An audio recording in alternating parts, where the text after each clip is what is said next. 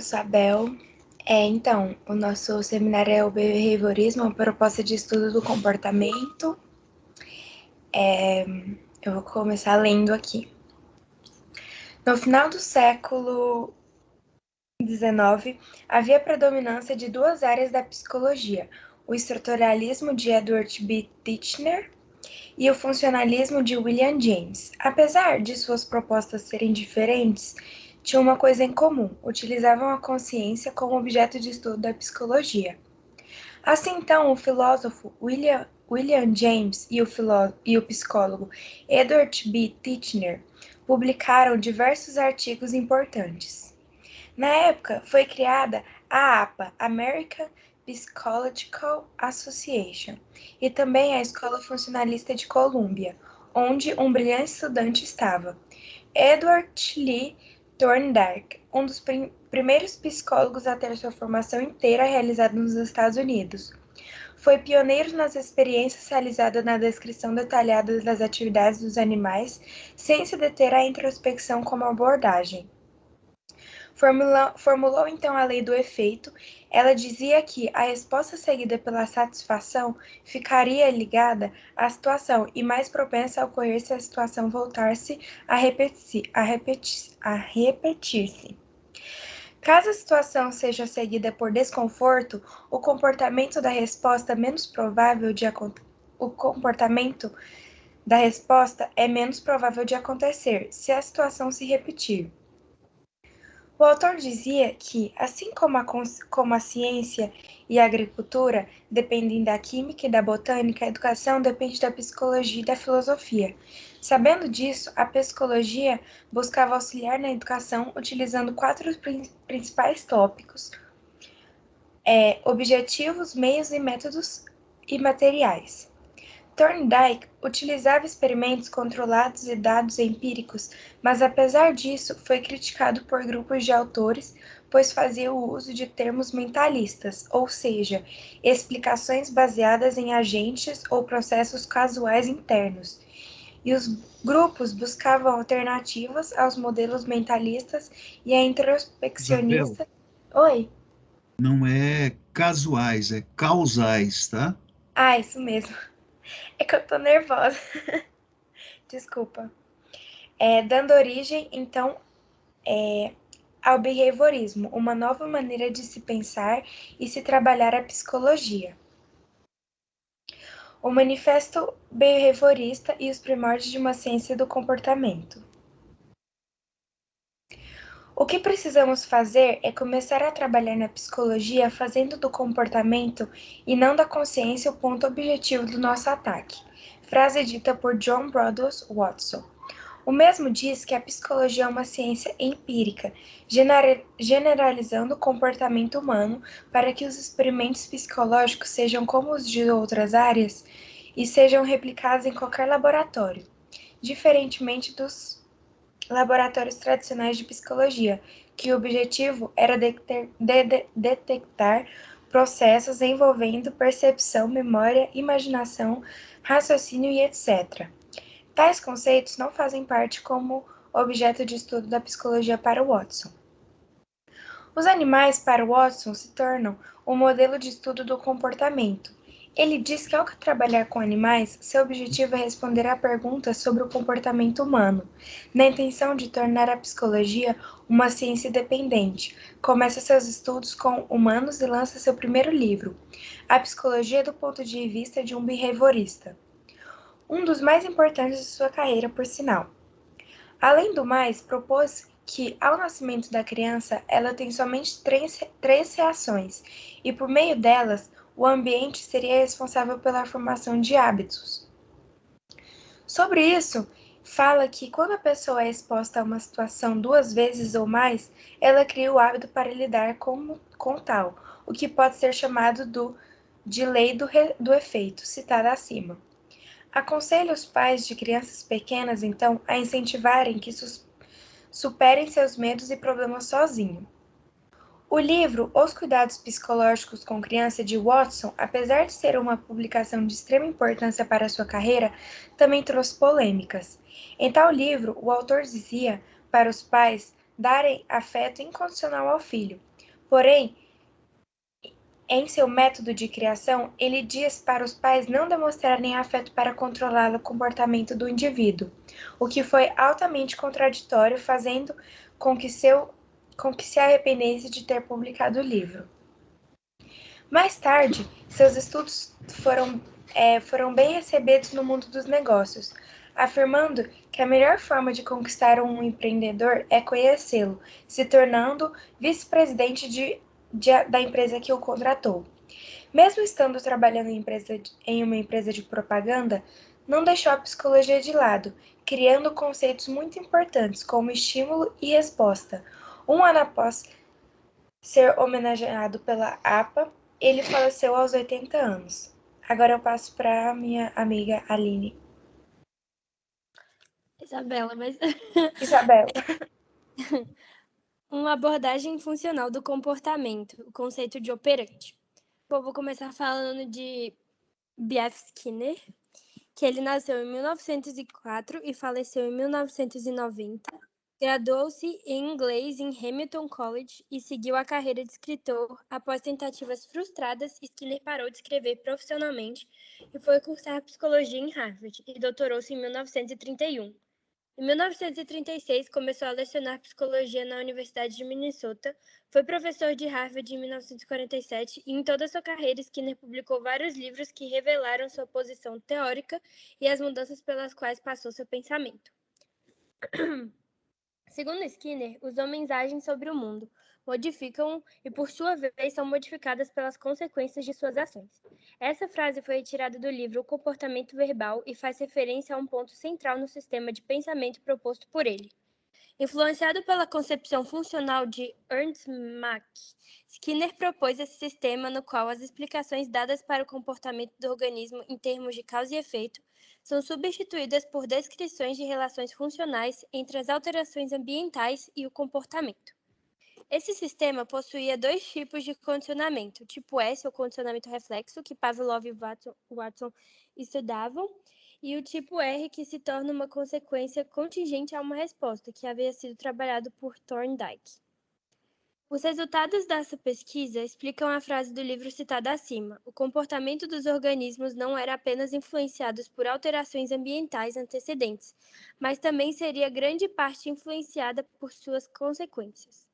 A perspectiva nesse sentido, então, diz que o organismo produz o meio que determina, já que um organismo, ao comportar-se, produz modificações ambientais. O conceito de operante, que surgiu em 1937, marca a distinção em face de uma psicologia proponente de teorias de estímulo-resposta diretamente ligadas à noção de casualidade mecanicista. Quando se trata de sujeitos humanos, é usada uma forma de comportamento operante distintiva que age inicialmente sobre os outros seres humanos. Esse tipo de comportamento denomina-se comportamento verbal. As consequências desse comportamento são providas por outros seres humanos e não imediatamente pelo ambiente físico. Abre-se a oportunidade de uma análise funcional dos diversos níveis da ação humana: linguagem, pensamento, moral, alienação, os propósitos. Para Skinner, a linguagem é comportamento operante e, portanto, é selecionada e mantida pelo organismo com contingências de reforçamento específicas. Influenciada pela obra Origem das Espécies de Charles Darwin, Skinner amplia a visão de Mach sobre as relações funcionais, tomando como modelo de casualidade a proposta darwiniana da seleção por consequências. Características genéticas levam a mutações fisiológicas, segundo proporciona maior adaptação do organismo a determinado ambiente. Os comportamentos são selecionados pelo processo de reforçamento. Para Skinner, o comportamento humano atende às necessidades de sobrevivência imediata e se adapta para situações futuras. Os diversos ambientes em que deparamos ao longo da vida, de certa forma, moldam o nosso comportamento, entrando em contato com contingências específicas, tornando cada pessoa diferente uma da outra em relação ao comportamento e relacionamento com o ambiente, por simplesmente não ocupar o mesmo espaço. Skinner define, então, 3 níveis de contingência: o filogenético, que é a seleção de comportamento característicos da espécie ao longo do processo evolutivo da mesma, perdão. Ontogenético, que diz respeito à história de reforçamento, e cultural, que é cultural, né? Caracteriza por diferentes práticas sociais. O comportamento humano é fruto da ação integrada e inseparável desses 3 níveis. A capacidade do indivíduo de ser influenciado pelas suas consequências é uma característica que foi selecionada filogeneticamente. A humanidade deu um grande passo quando as emissões vocais passaram a ser influenciadas por suas consequências. Para o behaviorismo de Skinner, comportar-se verbalmente permite o processo de evolução cultural. Contribuíram para a evolução da cultura aqueles que desenvolvimentos de determinado grupo se mostram úteis na solução de questões sociais. O comportamento do organismo, então, é fruto desses 3 níveis de atuação das contingências, que por sua vez são indissociáveis. Um organismo, uma pessoa ou um eu são denominações que descrevem o comportamento do organismo, procurando fazer referência aos 3 níveis de contingência, respectivamente. Aspectos filosóficos da análise do comportamento. O behaviorismo radical rejeita o critério do consenso público como central na definição de um objeto de estudo e não ignora a capacidade de autoobservação, mas questiona a natureza daquilo que é observado. Segundo Skinner, a introspecção enfatiza apenas o interno, o mental. Ao contrário, o behaviorismo metodológico destaca a análise dos eventos externos determinantes do comportamento. O behaviorismo radical estabelece um equilíbrio entre a capacidade de autoobservação e entre os determinantes ambientais do comportamento. Os eventos privados também são considerados comportamentos, pois são frutos da interação de um organismo com seu ambiente. Skinner ressalta que o que observamos é o nosso próprio organismo, nossos comportamentos. E então, o objeto de estudo do behaviorismo radical é o próprio comportamento. Na aplicação dos princípios da análise do comportamento aos assuntos humanos, Skinner se aproximou de reflexões morais e filosóficas. Dessa maneira, as propostas do comportamento humano seriam relevantes na medida em que fossem úteis para solucionar problemas enfrentados pela comunidade humana. Deve-se procurar entender o behaviorismo como um processo que evoluiu em meio histórico-cultural específico. Então, Skinner, ele propôs que o nosso próprio organismo, os nossos comportamentos que nós observamos, o principal fundamento, o principal objeto de estudo do behaviorismo, e ele queria que isso contribuísse para solucionar os problemas da nossa sociedade.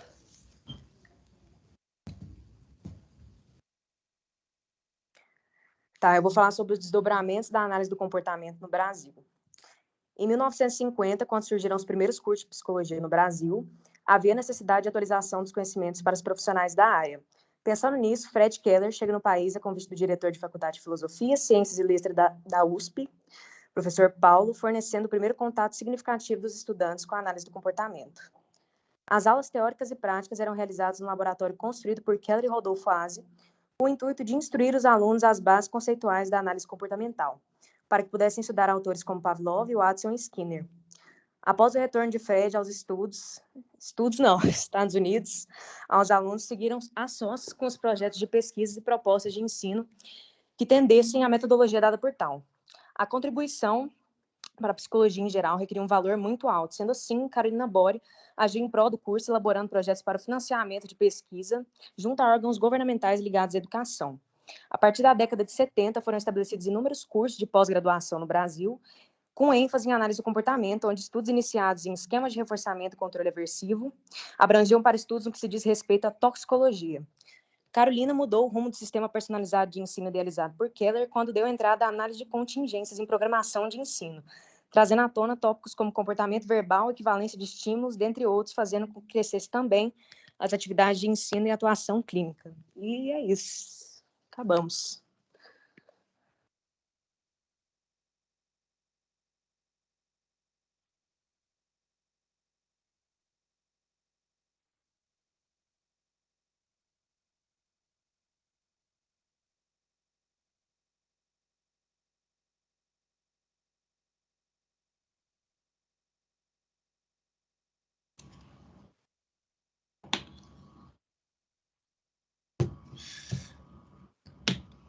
Pessoal, tem uma pessoa que está apresentando aí da Fazenda, hein? O Galo tá... Aline. Aline? Cadê? Foi só eu ligar o microfone que começou essa palhaçada. Que ódio. Você está onde? Você está em Fazenda mesmo? Eu tô em casa, na rua. E o galo? De onde é que vem esse galo? Sei lá, do vizinho. O vizinho cria umas galinhas aí? Capaz, né? Pelo jeito.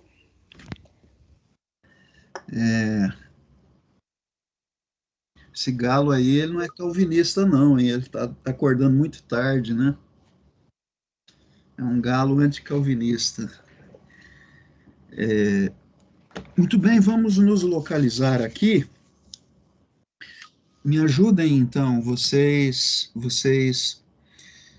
Eu quero saber se eu terminei o Skinner na aula passada ou ficou coisa para hoje. Porque se eu terminei o Skinner, então para hoje fica só o nosso Aaron Beck, não é? O que vocês têm a dizer? Me ajuda aí. Hum.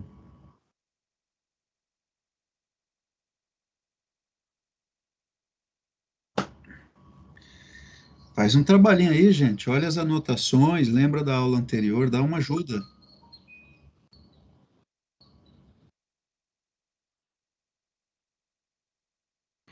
Sociedade sólida e a nova ordem social. Então, eu falei mais da conjuntura histórico-cultural dele, não é? E eu falei, vou fazer uma pergunta aqui, eu acho que então está faltando falar coisas sobre ele ainda, não é? Eu expliquei por que o Skinner propôs o modelo operante dele, por que ele não ficou apenas com o modelo reflexo do Watson. Eu não lembro, não. Acho que não. Então vamos lá, para a gente entender. Professor, Sim, você só deu um início, você não conseguiu explicar, não. Lembra que obrigado, você terminou Michele. até a senhora meio-dia e pouco? Uhum. Sei. Então, para nossa, a avaliação ficou para a próxima aula, não é isso, Michele? Hein? Pessoal? Sim, professor, ficou para segunda-feira. Tá, então nós vamos até o Skinner para a próxima aula, tá? Vamos deixar o Beck para outra. Então eu vou acabar de explicar o Skinner, a prova vai até o Skinner. Michele, tá melhor agora a temperatura? Diminuiu a temperatura, não é?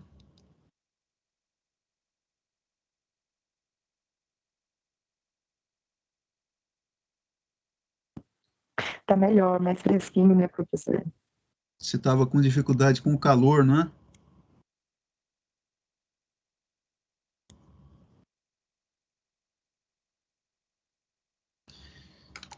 Muito bem, pessoal.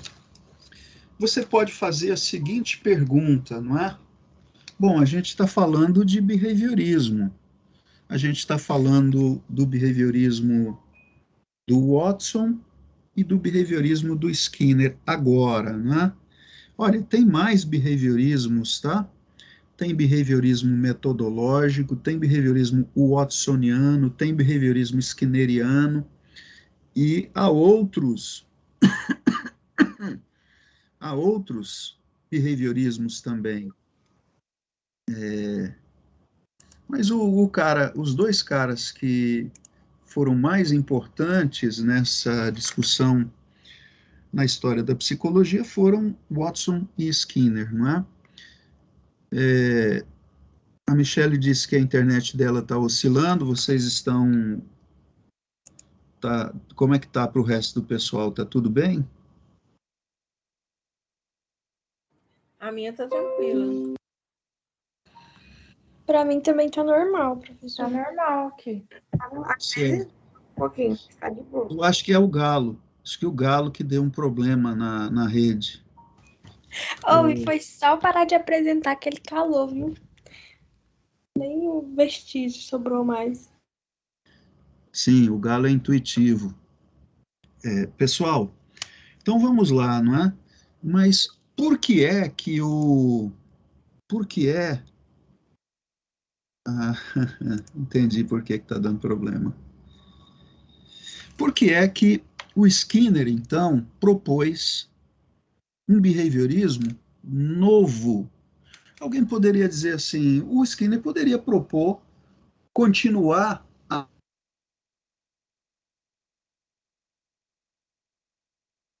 adotando. O que é que tem de novidade no Skinner em relação ao Watson? E o que é que tem de continuidade, tá? Então, olha aqui, a relação do Skinner com o Watson. Pessoal, eu enviei o esquema do Skinner e do Watson na aula anterior, do Skinner, enviei? Oi? Dá uma olhada aqui. Então, olha só, entre o Skinner e o Watson tem uma relação, não é? O Watson morreu em 1958 e o Skinner morreu em 1990. A primeira obra importante do Skinner foi em 1938. Então, sim, ele foi influenciado pelo Watson, né? Há coisas do Watson que o Skinner absorveu, reproduziu, falou isso é bom, mas há coisas no paradigma watsoniano que o Skinner falou assim, não é suficiente. Nós precisamos fazer uma ruptura, uma mudança aqui, tá? Então existe continuidade e ruptura entre Skinner e Watson. Mas nós precisamos entender, então, por que o Skinner, o behaviorismo do Skinner é chamado de behaviorismo radical, tá? Behaviorismo radical, não é? Behaviorismo radical, eu vou enviar aqui, então, chamado de behaviorismo radical. O que é o behaviorismo radical? Bom, uma diferença dele em relação ao Watson, uma diferença do Skinner em relação ao Watson, vocês já conhecem.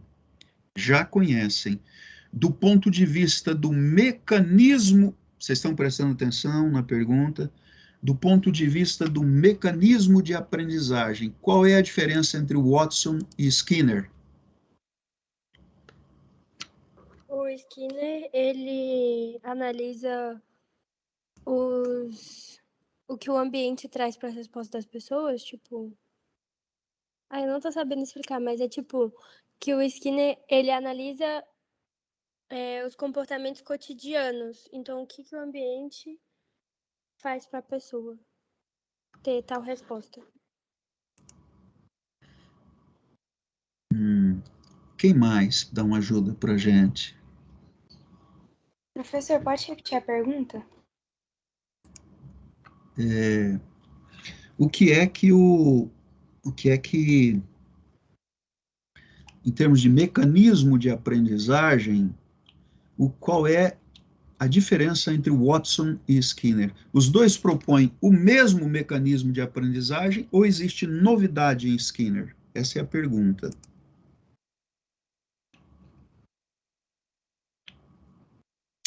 Vamos lá, respondam aí. Seria os métodos que eles utilizam para aprendizagem? Condicionamento operante? Oi? Condicionamento operante? Isso, Isabela, condicionamento operante, não é? Exato. Então, o comportamento, o condicionamento operante é uma novidade do pensamento skinneriano em relação ao Watson. Vamos estudar um pouco isso? Por que é que o Skinner achou necessário propor um novo mecanismo de aprendizagem? Por que é que o Skinner não ficou só com o condicionamento reflexo? adotado pelo Watson, não é? É o seguinte, essa história o Skinner conta em uma obra dele, se não me engano, de 1967, chamada Contingências de Reforço. Nessa obra, ele tem um capítulo sobre o meio ambiente, a importância do meio ambiente, né? Então, presta atenção, vamos lá, vou contar uma história para vocês aqui, para vocês entenderem essa diferença. Olha só, o modelo reflexo não foi o Watson que propôs o modelo reflexo, não é? O modelo reflexo já estava presente lá na reflexologia russa. O modelo reflexo já estava presente na reflexologia russa, não é? Então, o mecanismo de condicionamento de condicionamento reflexo, não é? Foi proposto por Ivan Petrovich Pavlov. Mandei a conjuntura histórico-cultural, que eu já falei um pouco na aula passada, vou enviar mais coisa agora, tá? Ivan Petrovich Pavlov, não é? Então, é ele que desenvolve, que descobre o condicionamento reflexo, tá? É ele que descobre o condicionamento reflexo.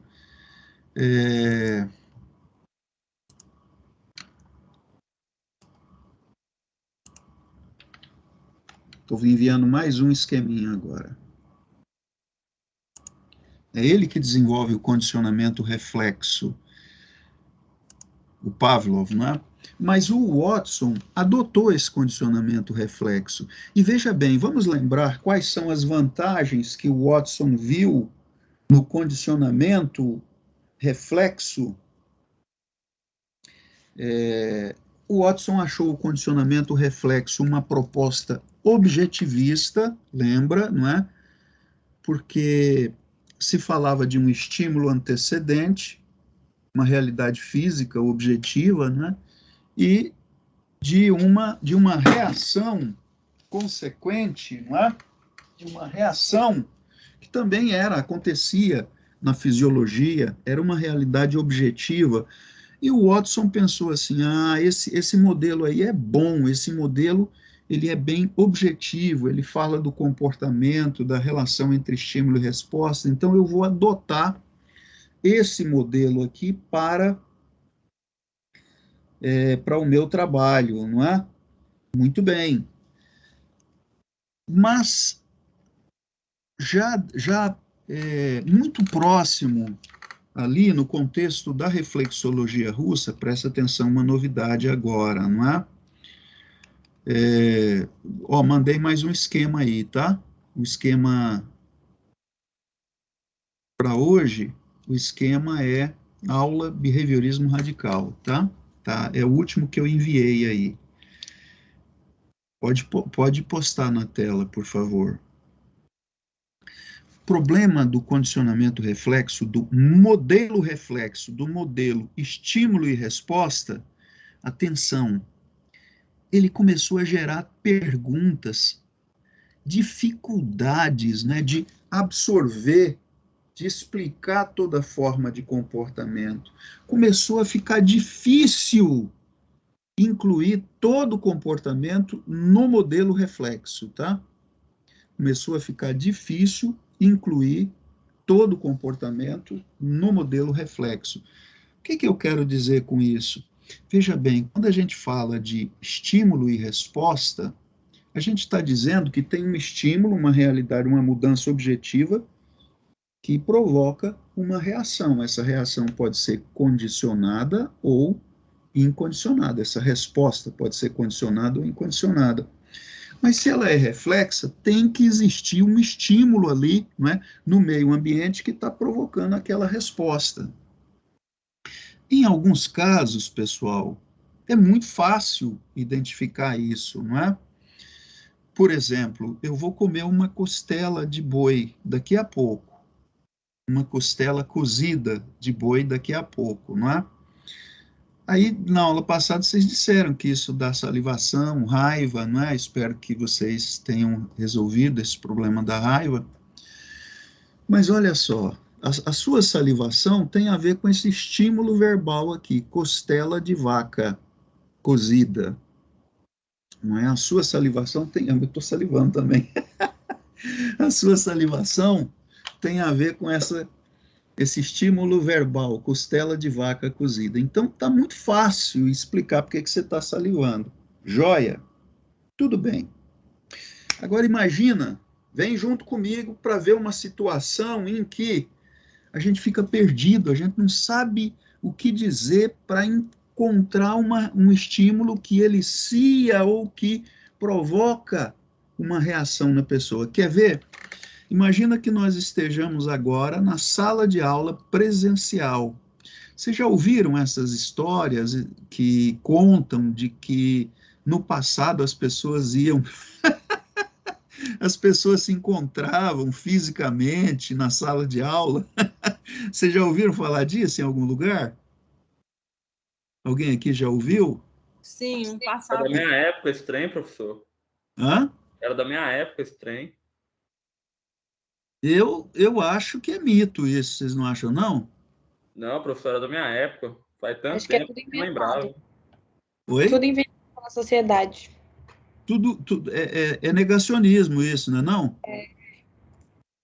Eu acho que é. Mas vamos supor que a gente estivesse nessa situação, não é?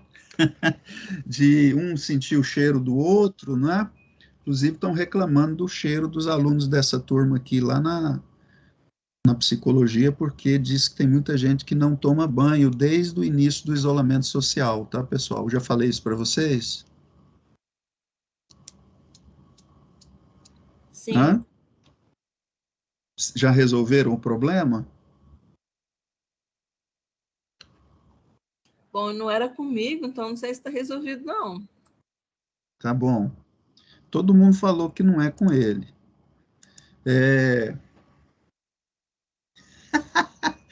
Estão dizendo da Natália aqui, ó, que a pior é a Natália Bellarmino. Ó, você fica fazendo isso aí, depois você vai te processar. Você vai ser Eu processado. acho uma vergonha, entendeu? Você se prepare, o processo vai chegar na sua casa, viu, Isabela? Então, olha só. Mas tem situação em que não é fácil, a gente fica perdido. Cadê aquele estímulo que elicia? Cadê aquele estímulo incondicionado? É bom fazer assim? Ajuda vocês quando eu faço assim? Ou não faz nenhuma diferença, hein, pessoal? É para ter mais movimento na tela, né? Ou de repente eu estou gastando energia à toa, né? Então imagina que está todo mundo na sala, eu estou explicando, né? Aí vocês estão prestando atenção, a Isabela, que gosta de falar que a outra está com problema, a Isabela está lá assistindo a aula, anotando, ela está interessada, não é? E de repente ela levanta e sai. Ela levanta, sai, vai embora, vai andando até a cantina, né? E come pão de queijo lá. Eu ouvi dizer que a Isabela, no café da manhã, ela come 12 pães de queijo, né? Então, como ela não tinha tomado café, ela foi lá e comeu 12 pães de queijo com 3 cafés. O pão de queijo recheado com mortandela também, né? Eu ouvi dizer que ela gosta muito. Então, a Isabela vai lá, come, aí ela volta para a sala. Espera um pouco. O modelo reflexo diz que tem um estímulo antecedente que elicia aquela resposta, não é? Agora me ajuda a entender, por favor, qual foi o estímulo antecedente que provocou essa resposta da Isabela sair para comer. Alô, alô? Você consegue, no meio ambiente dela, no meio ambiente em volta dela, você consegue identificar esse estímulo? Fome. A fome? Mas a fome Uma está experiência acontecendo. passada antes, Oi? Uma Oi? experiência passada antes, por exemplo, o prazer de comer pão de queijo, com mortadela, que eu gosto muito. O senhor falando da costela? Pode ser eu falando da costela, não é? Mas veja só, falar de costela provoca salivação. Falar de costela não provoca levantar e andar, porque Seria difícil pensar isso como um comportamento reflexo condicionado, não é verdade, Natália? Porque nós não temos o comportamento reflexo. Olha só, o comportamento, presta bastante atenção, o condicionamento reflexo, ele tem um problema. O condicionamento reflexo não cria novas respostas. O condicionamento reflexo só pode colocar uma resposta já existente sob controle de um novo estímulo. Se não, veja, o cão que saliva na presença do pó de carne, ele está emitindo uma resposta incondicionada. Depois ele passa a salivar na presença do barulhinho do metrônomo, que é uma resposta condicionada. O que é que mudou aí? Mudou o estímulo antecedente, a resposta é a mesma. Atenção, o condicionamento reflexo, ele não cria uma nova resposta, ele coloca a resposta já existente sob controle de estímulos condicionados. Eu fui claro no que eu falei aqui? Sim. Então, não é estranho dizer, a salivação, tudo bem, eu falei da costela, aí isso gera salivação. Mas salivação é uma resposta que já existia na presença da própria costela, e agora está condicionada à presença do estímulo verbal. Mas onde é que está a resposta incondicionada de levantar e sair andando até a lanchonete? Alguém conhece esse reflexo de levantar e sair andando até a lanchonete, que pode ser condicionado por emparelhamento de estímulos? Não é estranho pensar isso? Vocês entenderam? Fui claro ou não fui claro? Exato, são ações mais complexas, não é? São ações mais complexas. Os caras tinham teoria para tentar explicar isso, mas é muito difícil, não é? Porque muita coisa que a gente faz não se parece com as respostas reflexas, não é? Sair andando até a panificadora, pegar dinheiro, colocar lá, isso tudo nasceu de condicionamento reflexo, não é? Isso tudo nasceu de condicionamento reflexo. Não é difícil explicar aí, estou sendo claro, vocês estão entendendo o problema, pessoal? Eu acho que sim, não é? Mas, então, começou a inculcar o pessoal, inclusive o Skinner, não é? Inclusive o Skinner ficou inculcado com isso. Aí alguém vai dizer assim, bom, mas se não tem o estímulo do lado de fora do organismo, alguém sugeriu, mas pode ser a fome, professor. A fome é que fez a Isabela ir até lá andando. Aí o Skinner olhou e, de fato, propuseram isso para salvar o modelo reflexo. Já que não tem o estímulo no meio ambiente externo, então tem a fome lá dentro acontecendo, né? Aí o Skinner olhou para essa resposta e falou assim, mas espera um pouco. O modelo reflexo surgiu para a gente encontrar as explicações do comportamento de forma objetiva, no meio ambiente, nos estímulos, na relação entre estímulo e resposta. E agora, quando a gente não encontra um estímulo no meio ambiente, a gente inventa alguma coisa que está acontecendo dentro do organismo, coisa que, inclusive, a gente não tem como ter acesso a ela, não é? Como, da mesma forma que eu posso medir o metrônomo acontecendo, não é, do lado de fora, esse negócio da fome está lá do lado de dentro. Então, parece que a gente está voltando para trás para salvar o modelo que queria encontrar a explicação ambientalista do comportamento. Eu fui claro, está tudo gravado aqui, hein? Se editar, hein? Falar o professor falando claro, mas eu fui claro?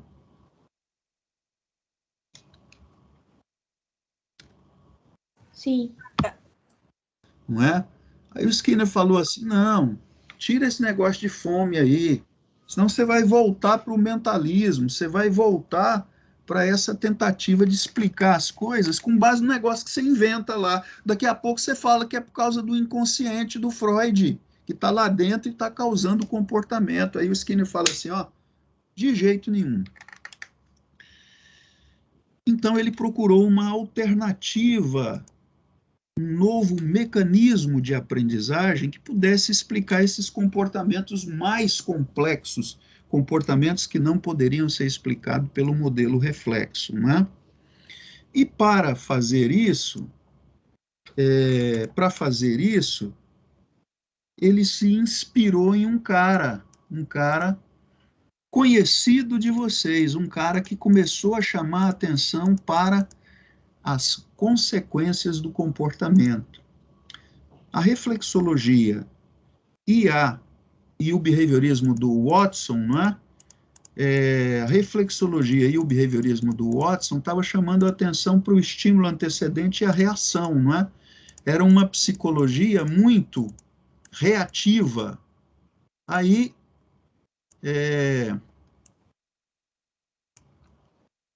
alguém fez um experimento que ajudou a chamar a atenção para as consequências do comportamento. Antes do Skinner, quem foi esse cara?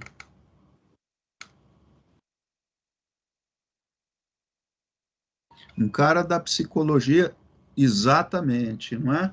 Sabe o nome completo dele, Guilherme? O nome completo do Thorndike? Bom saber o nome completo, né? Da nossa área. Mas já lembrou o sobrenome. Exatamente, o Thorndike, né? Quem souber, escreve o nome completo dele aí. O experimento do gatinho, não é? Que a gente está vendo aí, esse gatinho neurastênico. Edward Lee Thorndike, tá? Edward Lee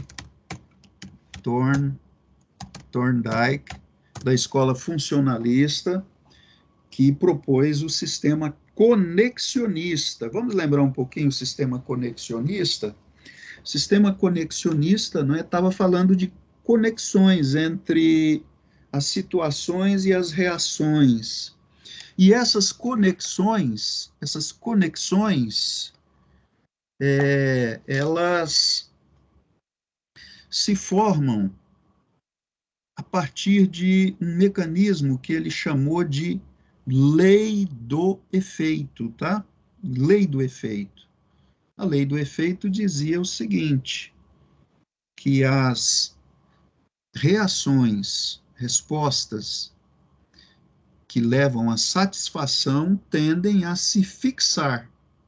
E as que não levam à satisfação tendem a desaparecer. Isso aí é a lei do efeito, não é? Ora, o Skinner, olhando para isso, falou assim, interessante o que o Thorndike está falando. Ele está falando uma coisa que vai me ajudar com essa lei do efeito. O que é que vai me ajudar? É o seguinte, o Thorndike, diferentemente da reflexologia russa, Thorndike está chamando a atenção para o que vem depois da resposta. Enquanto a reflexologia russa fala do estímulo antecedente, do emparelhamento, não é? O Thorndike está prestando atenção ao que vem depois. Respostas que levam à satisfação tendem a se fixar no meio, naquele espaço onde elas acontecem, não é? Então, o Skinner olha para o Thorndike e fala assim, isso aí vai me ajudar a explicar os comportamentos que o modelo reflexo não explica. Por quê? Porque agora eu, Skinner, vou fazer a explicação com base na história de reforçamento. E não exclusivamente no estímulo antecedente agora, mas na história de reforçamento, não é? E nessa história de reforçamento, então, com isso aí a gente pode ajudar a entender por que que a Isabela, era a Isabela mesmo, que foi levantar e comer o pão de queijo com mortandela, não é? Por quê? É o seguinte, o Skinner vai dizer, essa resposta não foi eliciada, não é porque ela salivou ou porque ela está com fome. Estar com fome tem a ver com esse comportamento, mas a gente vai explicar esse comportamento de forma baseada num modelo de história de reforçamento. É o seguinte: no passado, quando a Isabela teve fome, ela saiu andando pela universidade, ela não conhecia, aí ela encontrou uma cantina. E nessa cantina tinha um pão de queijo. Ela disse: é gostoso esse pão de queijo, né? Então o comportamento dela foi reforçado. Ela comeu os 12 pães de queijo dela, com os 6 cafés que ela toma, né? E aí voltou para a sala de aula. Ora, da mesma forma que o seu ratinho precisa estar privado de água para a água se tornar reforçador para ele, a Isabela precisa estar privada de alimento para o pão de queijo tornar-se reforçador para ela. Ok?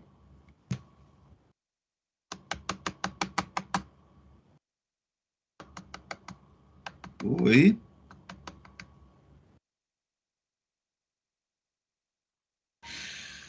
Não é? Então, e aí? Agora a gente pode explicar o comportamento da Isabela de levantar e sair, mesmo que não exista nenhum estímulo eliciador para esse comportamento dela. Esse comportamento dela é resultado de duas coisas: privação de alimento, que tornou o pão de queijo um reforçador, não é? E a história de reforçamento. Comportamento de ir até lá, não é? Mesmo jeito do ratinho que pressiona a barra e tem água. Só que a Isabela está pressionando a barra e está saindo pão de queijo, né? Então, quando ela está privada de pão de queijo, emitir a resposta que teve como consequência pão de queijo no passado se torna mais provável. Entendeu o Skinner dizendo assim, ó, esse meu modelo, ele é importante, esse modelo do condicionamento operante, não é? Lá no PGE, na análise do comportamento, você estuda por quê, você estuda que o Skinner desenvolveu o condicionamento operante, mas eu acho que você não estuda por que ele achou necessário desenvolver o condicionamento operante e por que ele viu que o modelo reflexo do Watson não era suficiente. Não é isso? Pois não. Quando eu estava estudando para o seminário, eu vi um vídeo que fala sobre o condicionamento operante, que explica o porquê. Explica exatamente isso que você está falando. Se você quiser, eu mando aqui no chat. Ele é bem curtinho. Manda para o pessoal aí, tá? Vou mandar. Quem está falando?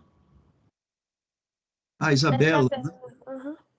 Isabela, e manda uma cestinha de pão de queijo também, quando a gente voltar presencialmente, tá? Pão de queijo com café, né? Com café. Tá bom. Hoje eu estava aqui tomando a minha Coca-Cola. A Coca-Cola zero é mais gostosa do que a Coca-Cola normal. Eu sei que você não vai concordar com isso. Mas um dia você faz a experiência para você ver. Especialmente a Coca-Cola zero de 600, tá? Eu estou ganhando um dinheirão para fazer essa. Eu não tomo refrigerante, professor, só café. Só café? Só café e suco. Ó, falando que o gostinho do capitalismo, não é?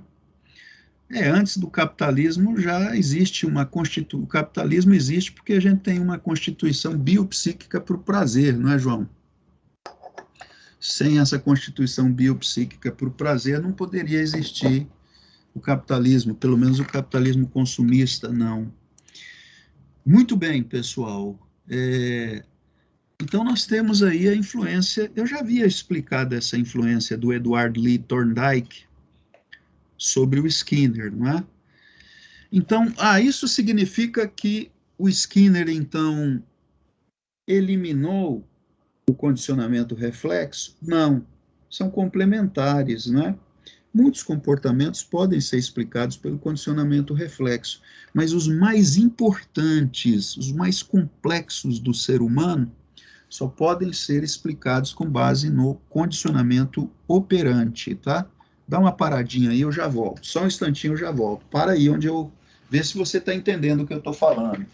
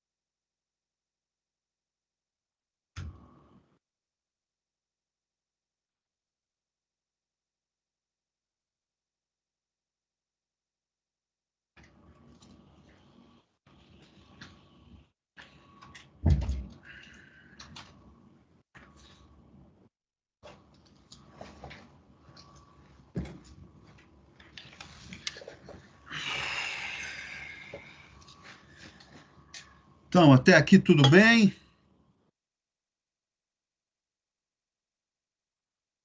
Tudo bem.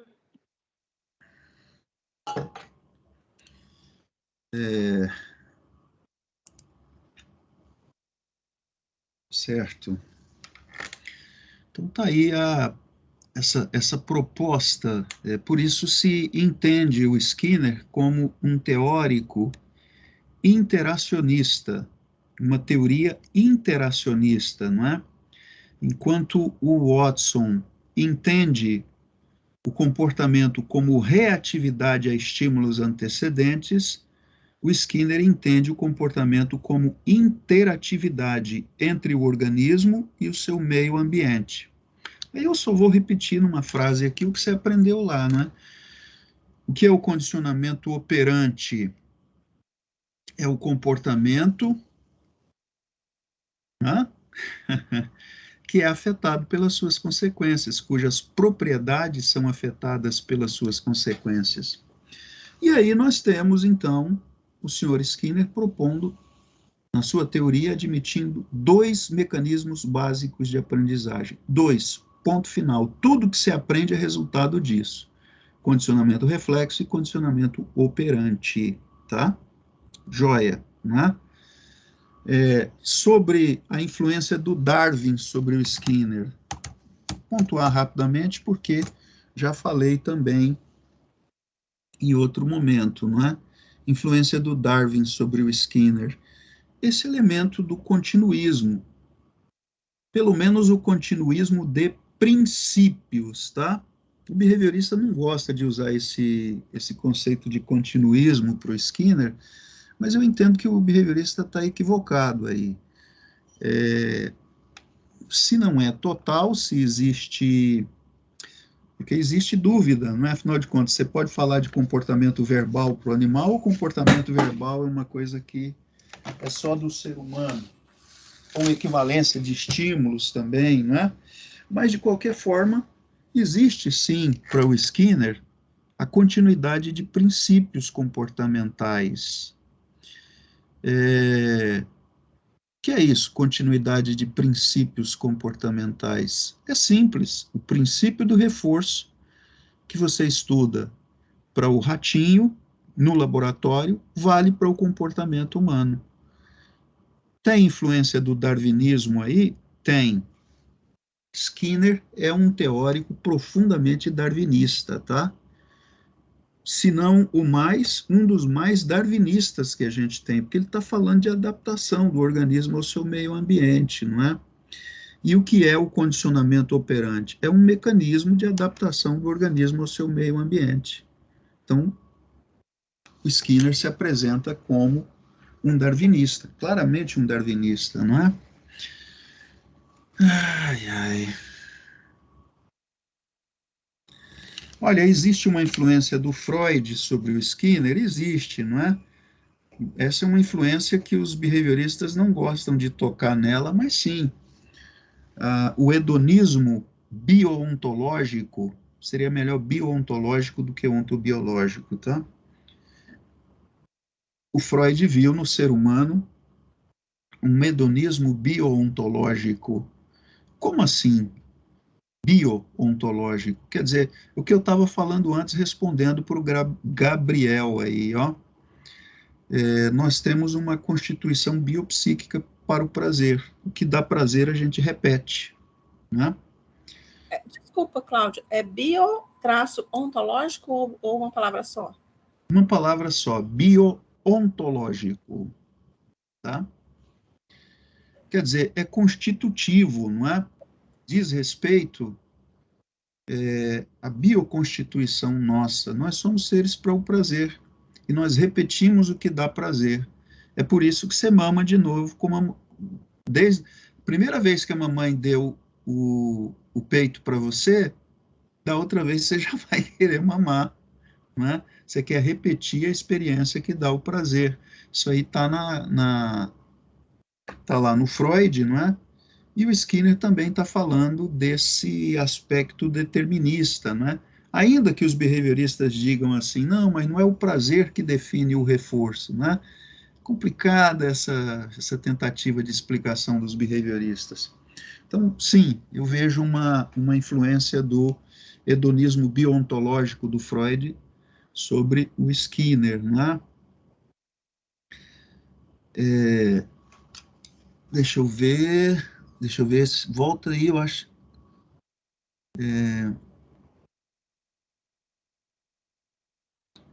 Vai mais para baixo,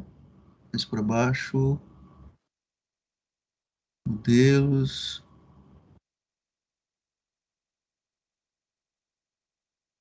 Certo.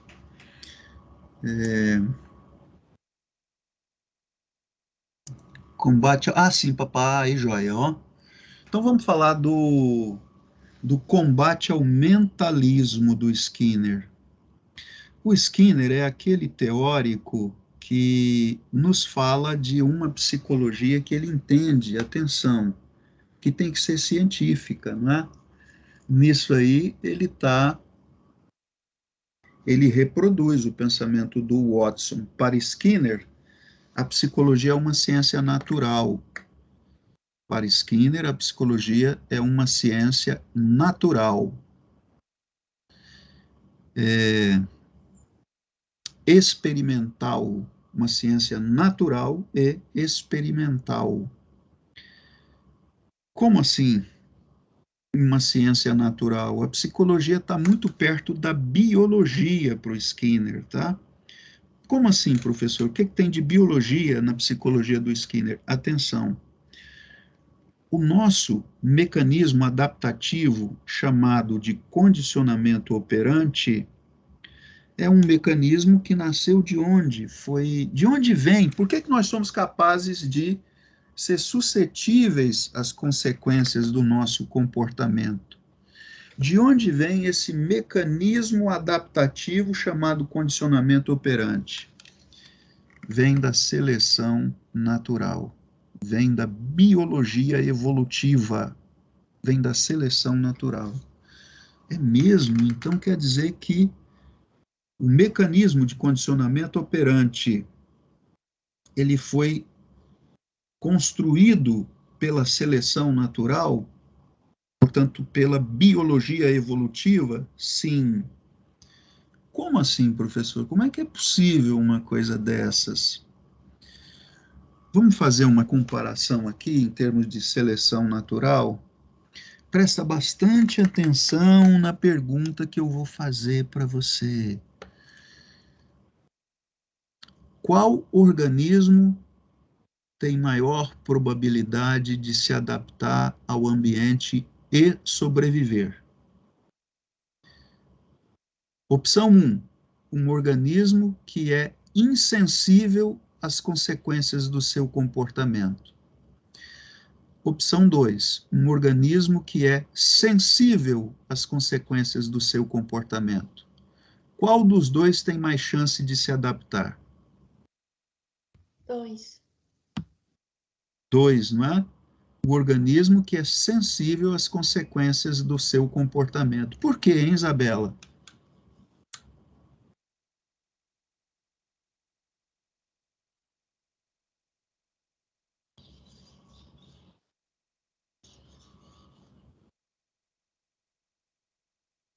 Vou lá, vou fazer uma explicação que o próprio Skinner faz, né, em Ciência. Algumas obras dele.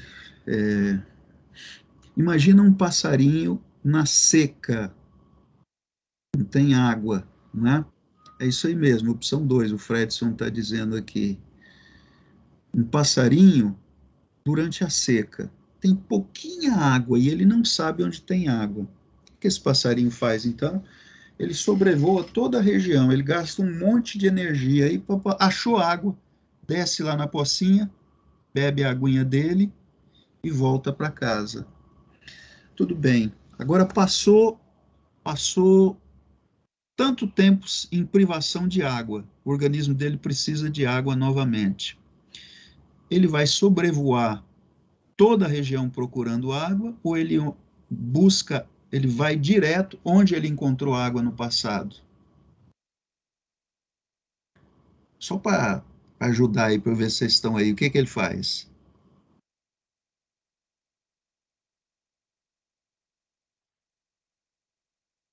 Está demorando demais. Ele vai onde achou água. Vai onde achou a água. Significa que, sendo sensível às consequências do seu comportamento,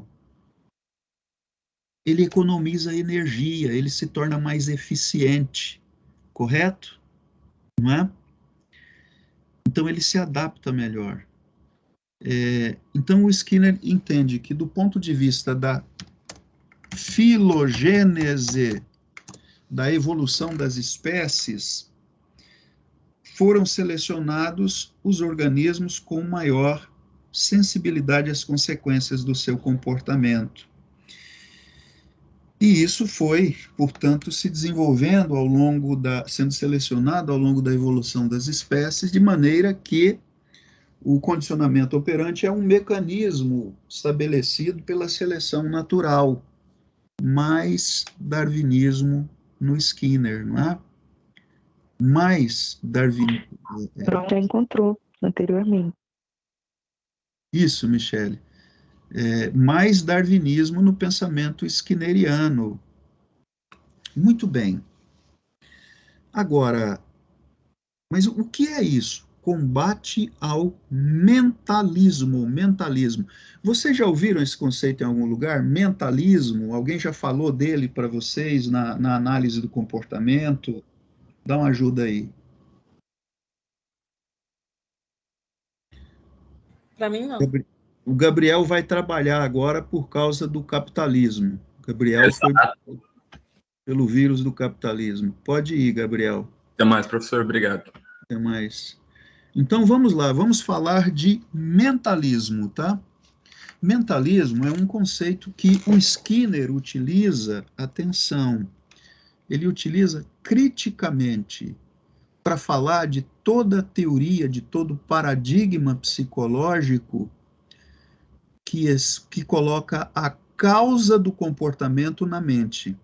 Repito, mentalismo é, para Skinner, todo paradigma em psicologia ou psicanálise, não é, que coloca a causa do comportamento interna na mente.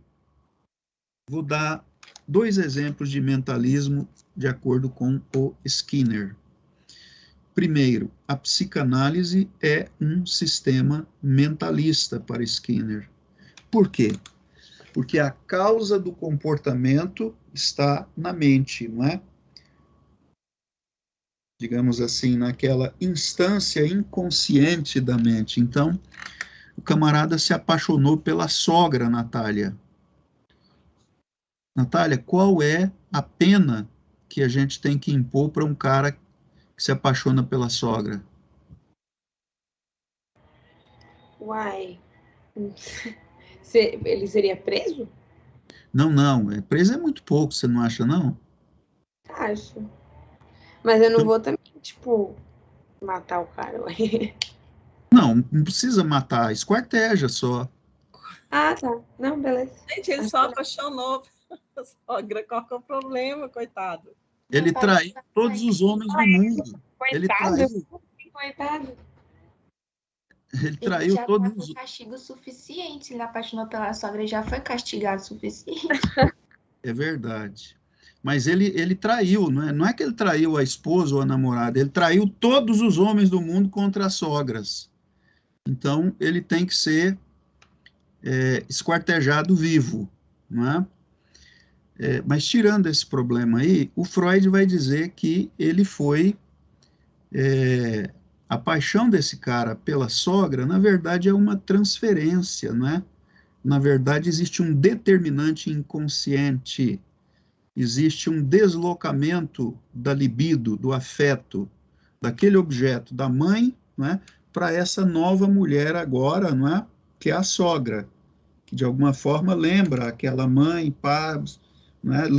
Não lembra de maneira consciente, mas facilita o deslocamento do afeto. Isso é inconsciente. Aí o Skinner olha para isso e fala assim: o Freud é um mentalista, ele explica o comportamento com base no que está acontecendo na mente.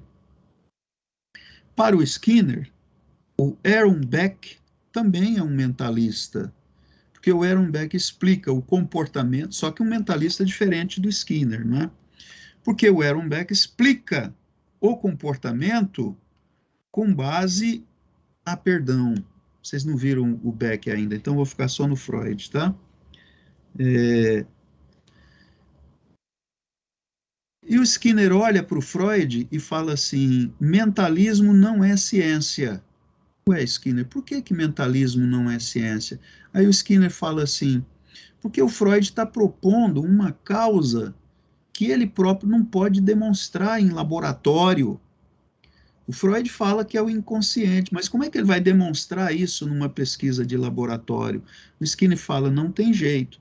Agora, eu, Skinner, posso demonstrar no laboratório por que determinado comportamento está acontecendo, né?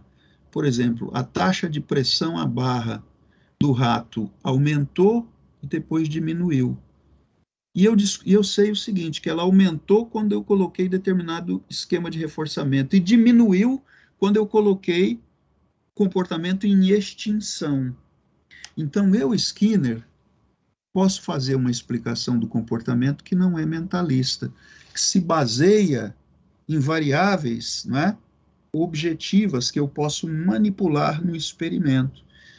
O Skinner está dizendo, eu não preciso inventar um inconsciente para explicar o comportamento. Eu faço ciência, por quê? Porque utilizando o método experimental, e para ele,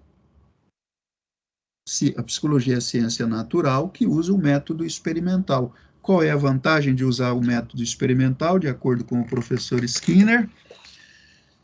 É que você faz uma explicação do comportamento com base em variáveis independentes, que são manipuláveis, né? Que não são inventadas. Eu fui claro?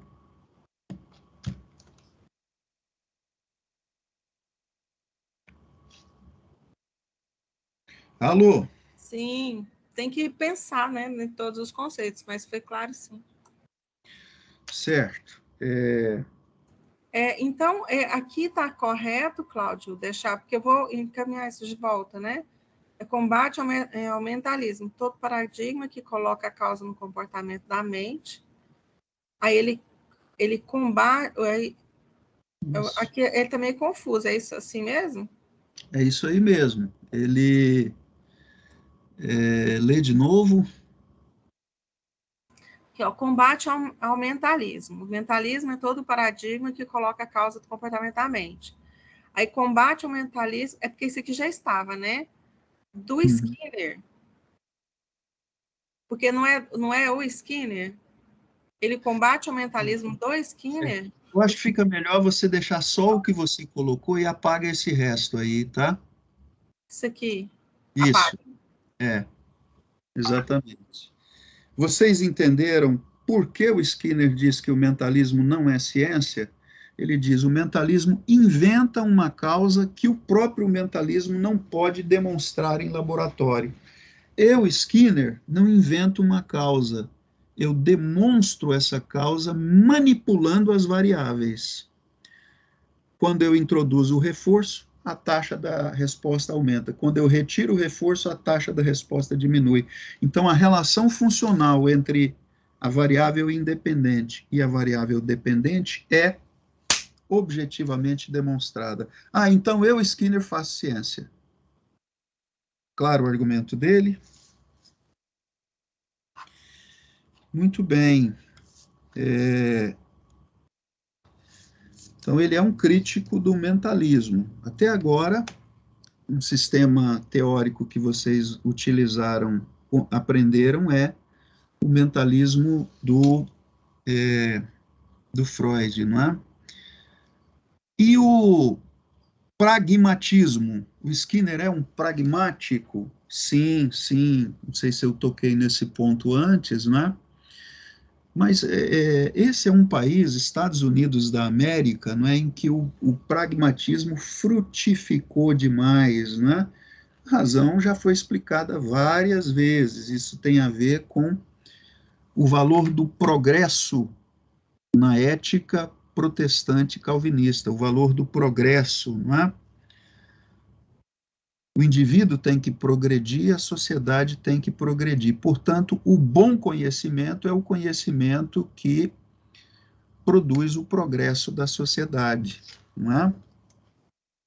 Eu vou dar uma ajuda aqui para vocês. A aula passada a gente viu algum vídeo ou não? Não. Então vamos dar uma olhadinha num vídeo aqui para vocês verem como o Skinner pensou aplicar o conhecimento, a produção de conhecimento dele, não é? Aplicar isso à solução de problemas sociais, problemas como a educação, tá? O Skinner aplicou a teoria dele à educação. Ele chegou a criar o que foi chamado de máquinas de ensinar. E propôs isso, chegou a ser utilizado nos Estados Unidos da América, não é? As máquinas de ensinar. E tem um videozinho que mostra, explica, ele próprio está explicando a proposta dele sobre isso, não é? Vou mandar para vocês aí. O computadorzinho.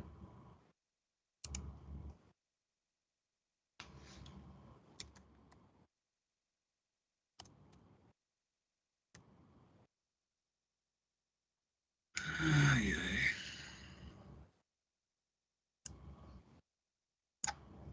Um vídeo de uns 4 minutinhos, tá? Parece que é de 1960 esse vídeo aqui. Talvez acho que vocês já haviam nascido, eu não. Deixa ele. O meu computador está precisando trocar o HD dele.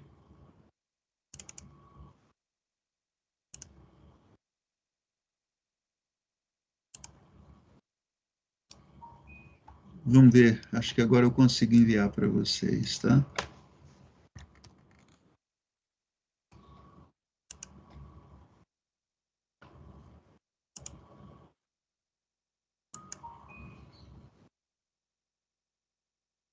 Opa!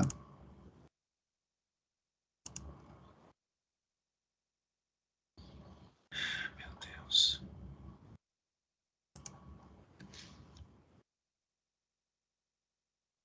São 4 minutinhos, dá para a gente assistir, tá? Assistam esse vídeo. Parece que não foi, poxa. Ah, chegou aí, né? Assistam esse vídeo aí. Podem só clicar e assistir, todo mundo, aí me avisem quando terminar, tá?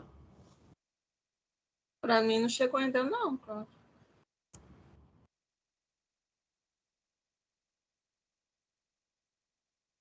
Ué. Chegou não, pessoal? Chegou, acabou de chegar. Tá. Assistam aí. Esse aí é o Skinner, tá? Não assusta não, que ele é feio assim mesmo.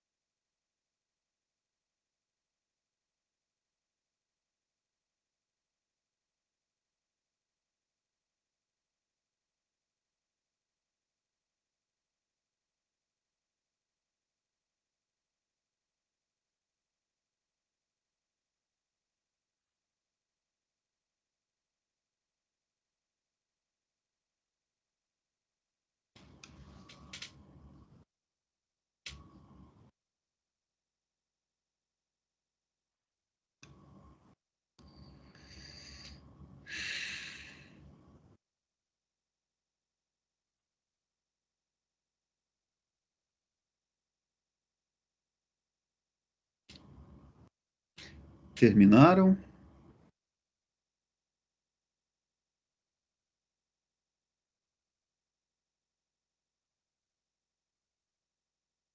Ainda não.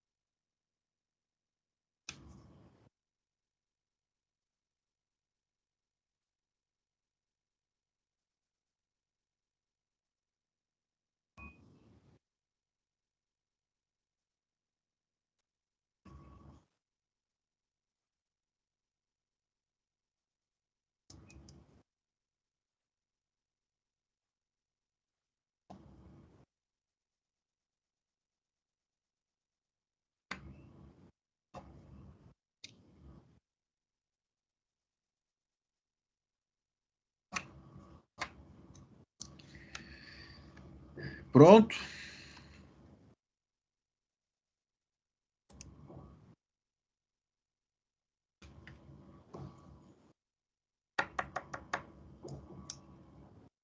Acho que sim. Então, pessoal, vocês notaram? Quero perguntar para vocês, olha, vocês identificaram algum princípio da análise do comportamento aplicado nessas máquinas de aprendizagem?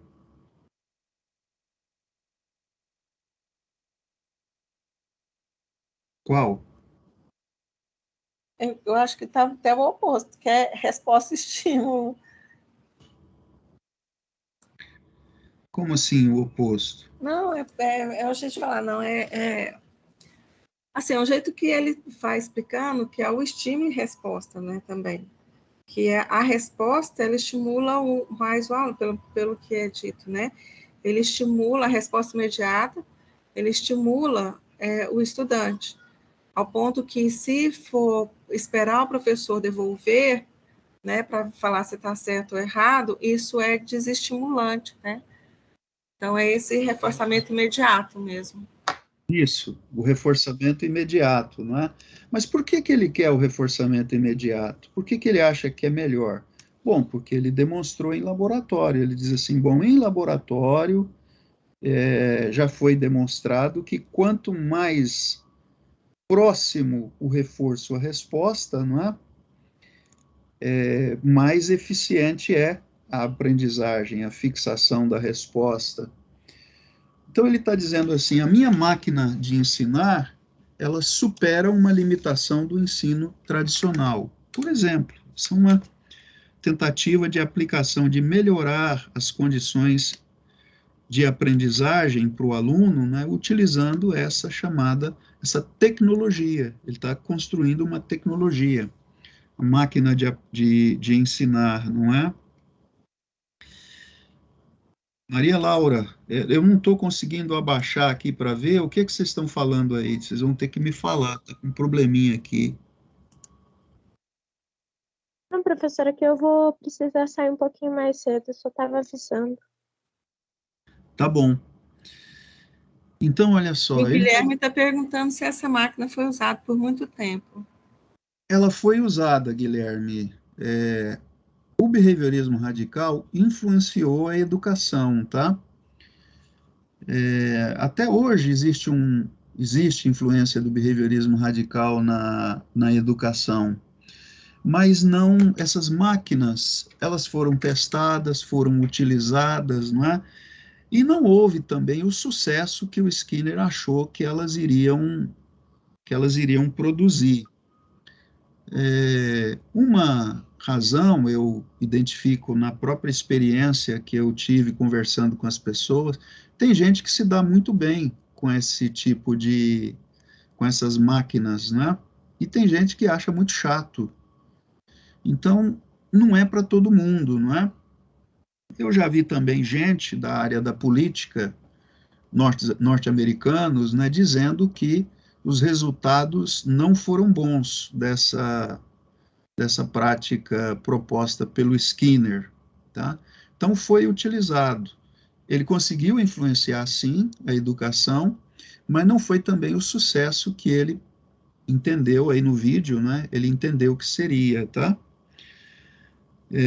Então, você vê aí, esse problema da educação é muito complicado, né? Os caras propõem métodos, querem dar uma base científica para isso, e à medida que você faz a aplicação desses princípios, os resultados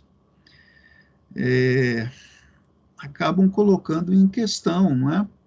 A eficiência dessas propostas. Isso aconteceu com ele nos Estados Unidos, como aconteceu com o Paulo Freire no Brasil, não é? Nenhum dos dois conseguiu, nenhum dos dois métodos conseguiu os resultados tão significativos, não é? Que se esperava. E olha que são métodos completamente diferentes, né? São, assim, antítipos um do outro. De um lado o Skinner, do outro lado o Paulo Freire, né? E a gente está até hoje aí no mundo com essa dificuldade de saber como é que a gente ensina. vamos ter que pesquisar isso por muito tempo, não é? Aqui no Brasil, não foi uma boa experiência a utilização da perspectiva freiriana. Os resultados mostraram isso, assim como o Skinner também não conseguiu, o behaviorismo radical também não conseguiu resultados significativos como ele esperava, não é? Tem gente que inclusive criticou, achou que a metodologia dele estava atrapalhando, não é? Alguns alunos estavam, ou de forma geral, a educação estava sendo atrapalhada por essa proposta dele. Aí tem outras, proposta cognitivista, né, nós vamos ver depois.